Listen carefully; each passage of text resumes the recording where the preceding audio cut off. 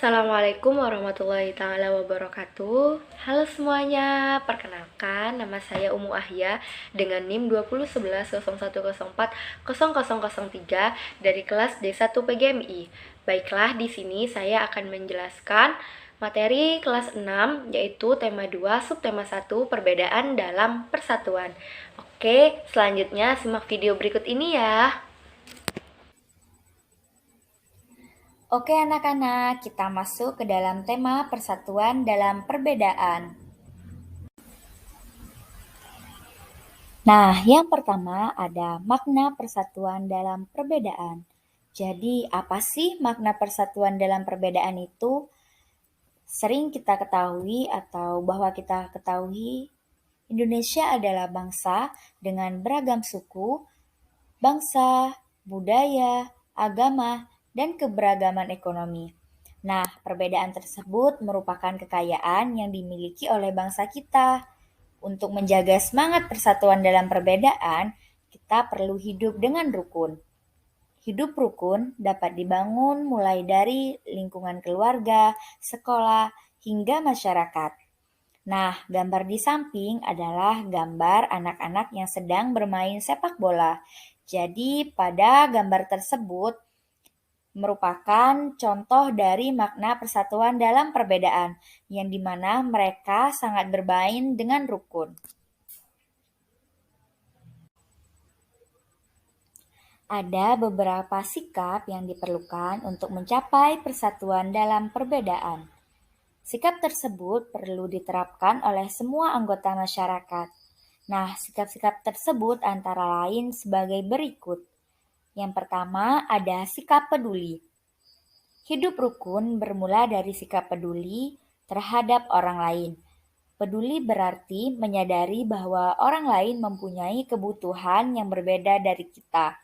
Nah, peduli juga berarti memahami sikap apa saja yang dapat menyenangkan atau mengganggu orang lain.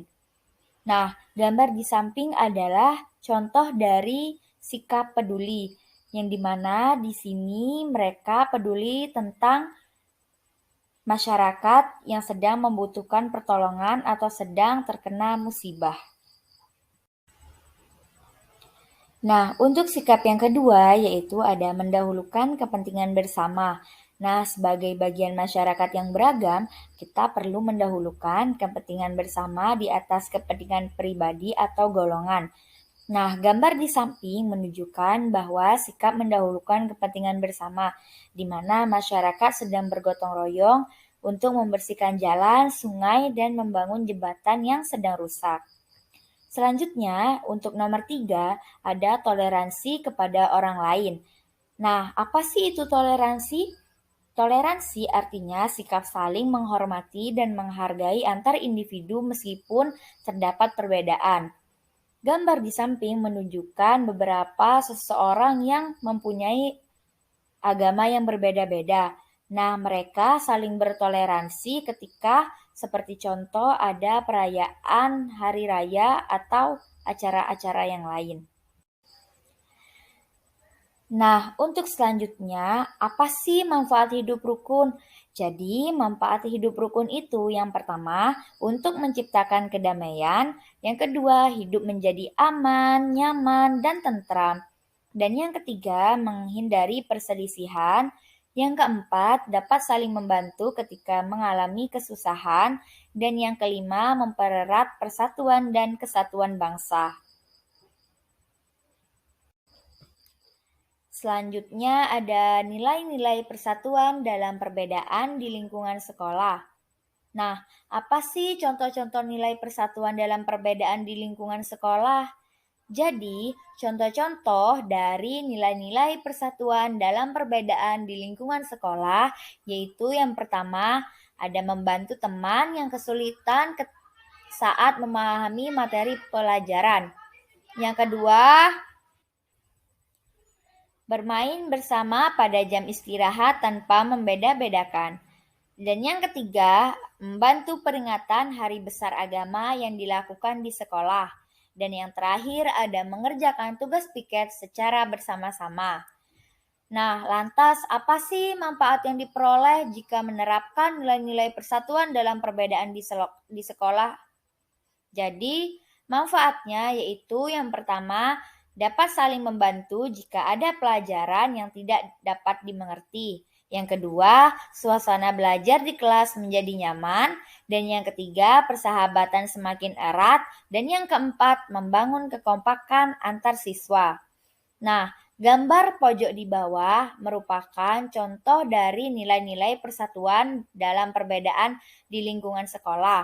Di sana terdapat siswa sedang bersama-sama melaksanakan tugas piket di kelas.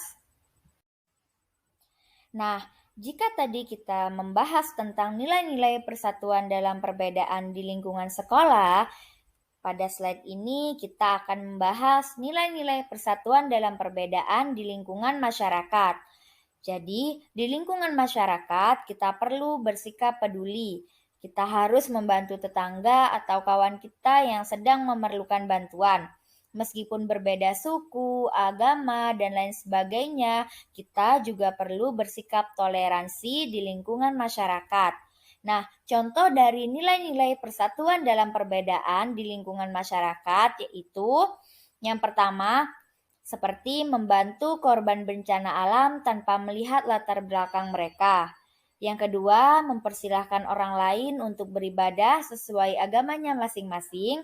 Dan yang ketiga, membantu tetangga yang kesusahan meskipun berbeda suku atau agama. Dan yang keempat, ada gotong royong membangun pos ronda, dan yang kelima ada gotong royong untuk membersihkan lingkungan sekitar. Nah, jadi pojok-pojok di bawah terdapat ada gambar-gambar contoh dari nilai-nilai persatuan dalam perbedaan di lingkungan masyarakat. Nah, selanjutnya ada manfaat yang diperoleh jika kita menerapkan nilai-nilai persatuan dalam perbedaan di masyarakat. Yang pertama, ada kehidupan bermasyarakat menjadi aman, tentram, dan damai. Yang kedua, masalah lebih cepat terselesaikan karena semua masyarakat bersatu. Dan yang terakhir, lebih banyak pendapat yang disampaikan ketika bermusyawarah. Nah, jadi di bawah terdapat contoh-contoh itu manfaat yang diperoleh jika kita menerapkan persatuan dalam perbedaan di masyarakat. Oke, sekian. Terima kasih. Mungkin itu saja yang dapat Ibu sampaikan. Baiklah, mungkin itu saja yang dapat saya sampaikan. Kurang lebihnya saya mohon maaf. Saya akhiri. Wassalamualaikum warahmatullahi taala wabarakatuh. Dah.